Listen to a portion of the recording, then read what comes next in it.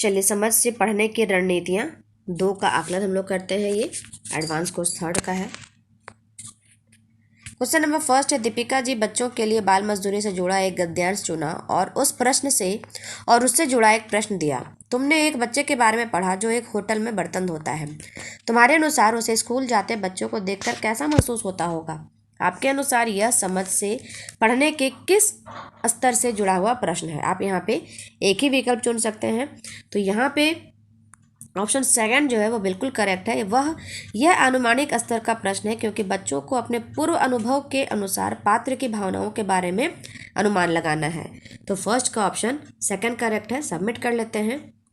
Next question देख लेते हैं। क्वेश्चन नंबर सेकंड है, निम्न में से कौन सी गतिविधियां किसी यात्रा का विवरण पढ़ने से पहले छात्रों को करवाना सही रहेगा? यहाँ पे भी आप एक से अधिक विकल्प आप यहाँ पे चुन सकते हैं। तो यहाँ पे आपके पास करेक्ट ऑप्शन हो जाएगा सेकंड और थर्ड।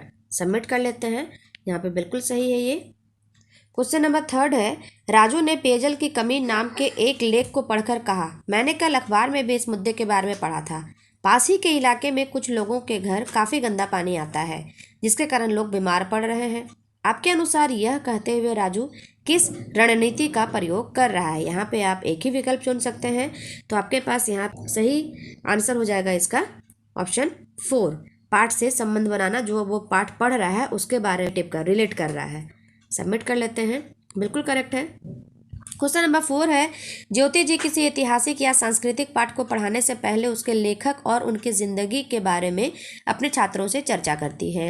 इतना ही नहीं, वह पाठ के समय काल और जगह के बारे में भी उनसे बातचीत करती है। आपको क्या लगता है ऐसा करने से क्या होगा? आप एक ही विकल्प यहाँ पे चुन सकते हैं। तो इससे क्या होगा कि छात्र पाठ के संदर्भ को अच्छे से समझ पाएंगे। ऑप्शन फर्स्ट इज बिल्कुल करेक्ट है हमारा।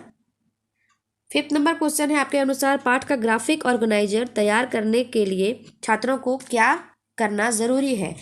आप यहाँ पे एक से अधिक विकल्प भी चुन सकते हैं। तो यहाँ पे पाठ को सरसरी निगाह से पढ़ना ये सही नहीं है। सेकंड और थर्ड जो है वो बिल्कुल करेक्ट ऑप्शन है। सबमिट कर लेते हैं। बिल्कुल करेक्ट है। नेक्स्ट क्वेश्चन देखते हैं। 6 है, आपके अनुसार पाठ पढ़ने के बाद बच्चों को निम्न में से कौन सी गतिविधियां करवाई जा सकती हैं? आप एक से अधिक विकल्प भी यहाँ पे चुन सकते हैं। तो आपके पास यहाँ पे क्वेश्चन में पाठ के बारे में अपने विचार लिखना, पाठ की संरचना पहचानना और पाठ का सार लिखना, ये आप तीनों चीज करवा सकते हैं। और जुड़े प्रश्न उत्तर याद करवाना, ये हमारा रटने का आ गया। तो ये हमारा फर्स्ट, सेकेंड और third is correct answer. Submit कर लेते हैं।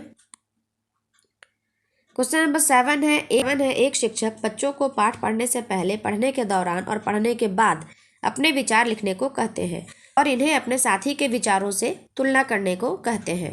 आपके अनुसार यह गतिविधि किस रणनीति को विकसित करेगी? आप यहाँ पे एक ही विकल्प चुन सकते हैं। तो संश्लेषण का जो है वो सबसे बेस्ट ऑप्शन है। 7 का थर्ड, संश्लेषण। सबमिट कर लेते हैं। बिल्कुल करेक्ट है। क्वेश्चन नंबर 8 है, नीचे कुछ प्रश्न दिए गए हैं और उनके साथ रणनीति का नाम। सही प्रश्न और उससे संबंधित रणनीति की जोड़ी को चुनना है। आप एक से अधिक विकल्प भी यहाँ पे चुन सकते हैं। तो यहाँ पे आपके पास क्या हो गया? कहानी में अम्मा का अजमल से क्या संबंध होगा? यहाँ पे छिपे हुए निष्कर्ष निकालना है। ये करेक्ट ऑप्शन है। फिर आपके पास मैं छोटी हूँ नाम की कविता में किस तरह की भावनाओं की बात की गई है? पाठ की संरचना पहचानना, ये करेक्ट नहीं है। क्या तुम्हारे गांव में कभी मेला लगा है? किस तरह के खेल मेले में दिखाए जाते हैं? ये पाठ से जुड़े हुए पूर्व ज्ञान को सक्रिय करना है, ये भी इसमें करेक्ट ऑप्शन है। तुम्हारा लेखक के दृष्टिकोण के बारे में क्या विचार है?